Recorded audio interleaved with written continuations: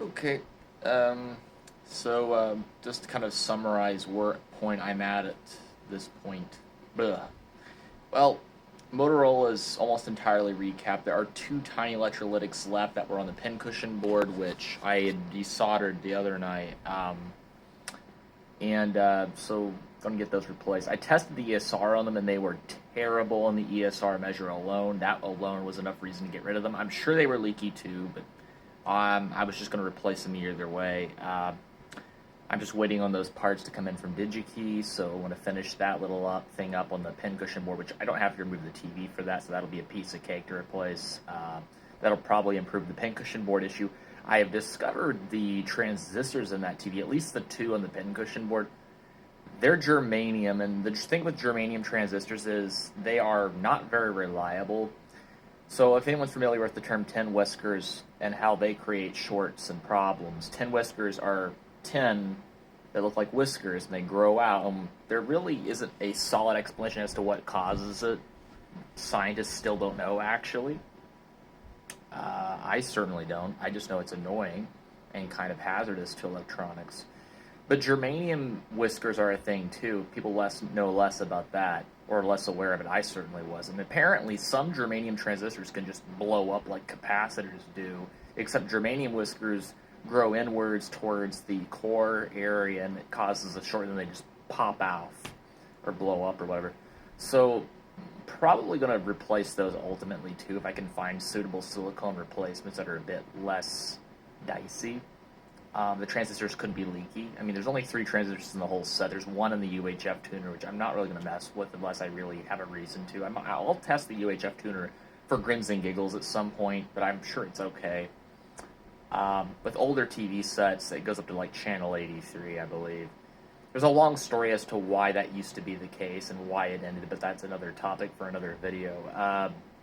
So basically, I got to still figure out why the degalloser on the Motorola is not working. It's not essential for its function, but it would be kind of nice to get it degaussed because it probably needs it to some extent. I'm guessing and hoping that maybe the switch, there's some special switch that Motorola used for their TVs in the 60s, electromechanical relay switch, that other TVs just didn't use. There is no thermistor or posistor in the Motorola. It's very unusual and unique, and they even had a patent on it. So, recap, those 2 remaining capacitors, got the 2 old ones out already. And it'll be totally 100% recapped at that point. Gonna probably replace the high voltage cup, which is really old at this point. It still kind of works, but I wanted a new one on there for safety reasons and just for convenience. Probably going to do a few other things to kind of personalize the TV. I've heard conflicting information about whether or not it was safe to put an LED bulb drop replacement. I mean, 6.3 volts, I mean, they were used for drop-ins for pinball machines. I don't really see an issue. I mean, people are saying, oh, don't use it on a set that is not a full transformer set. And I'm like, I mean, the worst thing I could think would happen is maybe the LED bulb would go out. I don't think it's going to cause voltage to zap out at me or fry anything from a little LED bulb. Maybe I'm wrong. I mean, if I'm wrong, I want to know. I'm just kind of weird. I find that a little weird. I understand people don't like it, but look, my goal with working on these TVs is not restoration. Well, it is restoration, but restoration to original performance or better, not original appearance necessarily. I don't care about restuffing can caps. I want it to work, and I want it to be able to work for another 50, 100 years, or however long. I want it to outlast me, hopefully. I want it to be able to survive the AI apocalypse or whatever else boomers are afraid of. There's not much work left on that TV, really, other than just a few little polishings. Most of the other TVs, I mean, the Heathkit TV, kind of, I thought about debated on recapping fully, but it isn't that much newer, but I don't know. I'll probably go ahead and just recap it because it's not that difficult, really. I've just been kind of a little bit lazy with that one. It's kind of a pain to move around. Long story as to why, but basically it has steel wheeler rollers on it that scratch up the floor, and so I'm scared to move it every time.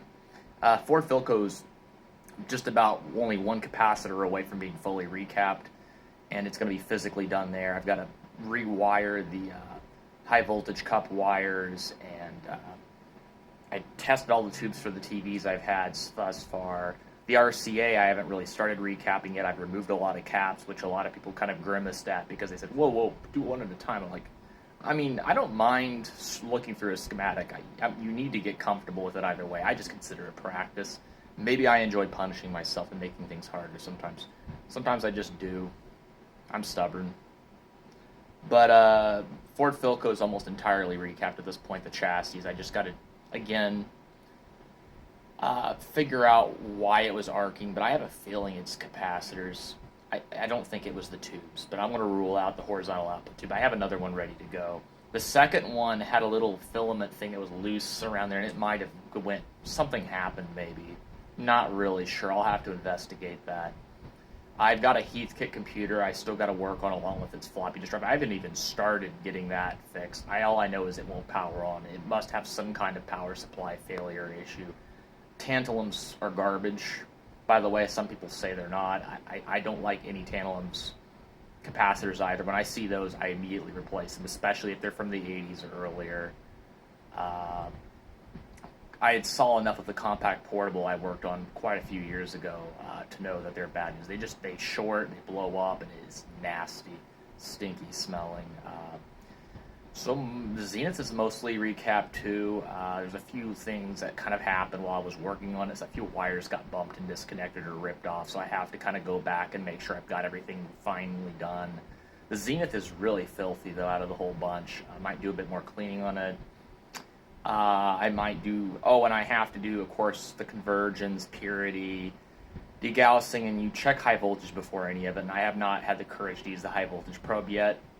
But maybe if I feel a little bit indifferent about premature death, maybe I'll try to take the leap and do that.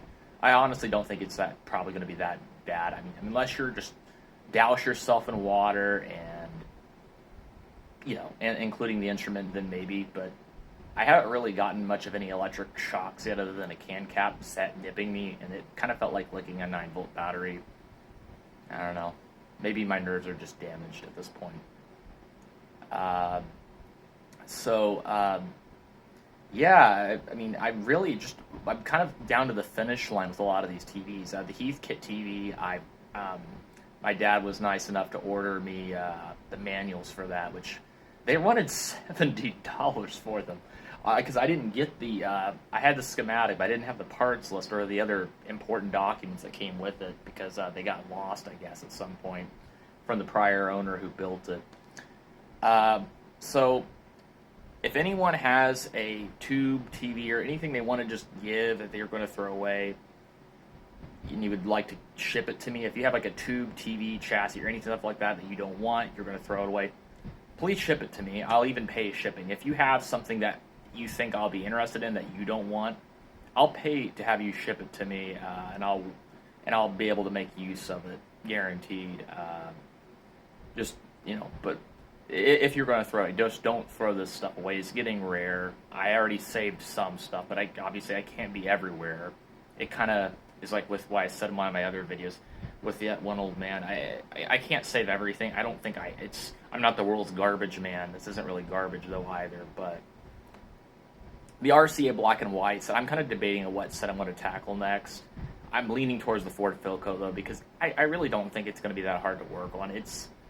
It just seems a lot more low hour. I don't really see the flyback being bad either. I think I already kind of checked on it, but just keep on trudging through. And after all this stuff's done, I'm going to be able to kind of turn my sights on bigger projects and bigger ideas that are going to be pretty exciting. So that's going to be at some point in the future, and I'll keep you guys up to date on that. And thanks once again for your encouragement and support. See you guys.